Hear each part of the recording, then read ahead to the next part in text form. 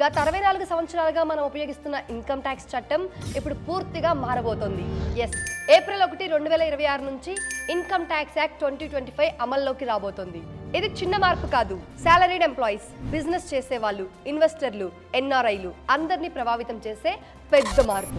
So ఇప్పుడు April 1, 2026 నుంచి అమల్లోనికి రానున్న 5 ముఖ్యమైన ఇన్కమ్ ట్యాక్స్ మార్పుల గురించి తెలుసుకుందాం. First change, tax year concept. ఇప్పటి వరకు previous year, financial year, assessment year అనే 3 గందరగోళంగా ఉండే టర్మ్స్ ఉండేవి. ఇక నుంచి అంతా కట్. ఏ సంవత్సరం మీరు సంపాదిస్తే అదే సంవత్సరంలో ట్యాక్స్ పే చేయాలి. సో దట్ లెక్కలు, ఫైలింగ్, అసెస్మెంట్ అన్ని చాలా ఈజీ అవుతాయి. నెక్స్ట్, బాగా వైరల్ అయిన విషయం, సోషల్ మీడియా యాక్సెస్.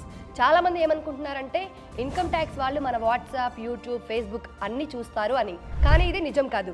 రెగ్యులర్గా ఐటీఆర్ ఫైల్ చేసే కామన్ పీపుల్ అకౌంట్స్కి ఎలాంటి యాక్సెస్ ఉండదు. ఈ పవర్స్ కేవలం పెద్ద ట్యాక్స్ ఏవేషన్ కేసుల్లో మాత్రమే, అది కూడా చట్టపరమైన అనుమతులతో వాడతారు. Third thing, late ITR filing. ఇంతకుముందు డ్యూ డేట్ మిస్ అయితే టీడీఎస్ రీఫండ్ రావడం కష్టమయ్యేది. కానీ ఏప్రిల్ 1, 2026 తర్వాత డ్యూ డేట్ మిస్ అయినా కూడా మీరు ఐటీఆర్ ఫైల్ చేస్తే మీకు రావాల్సిన టీడీఎస్ రీఫండ్ క్లెయిమ్ చేసుకోవచ్చు. అయితే లేట్ ఫీ లేదా పెనాల్టీ ఉండొచ్చు, కానీ మీ డబ్బు పూర్తిగా పోదు. ఇప్పుడు ఎన్ఆర్ఐలకు సంబంధించిన ముఖ్యమైన మార్పు.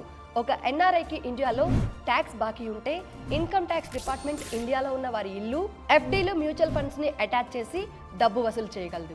ఇది ఎన్ఆర్ఐస్ తప్పకుండా గుర్తుంచుకోవాల్సిన విషయం. Fifth change, let out property tax relief. మీరు హోమ్ లోన్ తీసుకుని ఒక ఇంటిని అద్దెకిస్తే ఆ అద్దె ఆదాయంలో నుంచి హోమ్ లోన్ ఇంట్రెస్ట్ మరియు ఇతర సంబంధించిన ఖర్చులను తీసేయొచ్చు. దీంతో ట్యాక్సిబుల్ ఇన్కమ్ తగ్గి ట్యాక్స్ భారం కూడా తగ్గుతుంది. రియల్ ఎస్టేట్ ఇన్వెస్ట్మెంట్ మరింత ట్యాక్స్ ఎఫిషియెంట్ అవుతుంది. మొత్తానికి ఇవన్నీ ఏప్రిల్ 1, 2026 నుంచి అమల్లోకి వచ్చే పెద్ద మార్పులు. ఇవన్నీ ముందే తెలిస్తే మనం కరెక్ట్ గా ప్లాన్ చేసుకోవచ్చు. సో ఈ వీడియోని తప్పకుండా ప్రతి ఒక్కరికి షేర్ చేయండి. ఇలాంటి మరిన్ని ఫైనాన్షియల్ అప్డేట్స్ కోసం ఈ ఛానల్ని సబ్స్క్రైబ్ చేసుకోండి.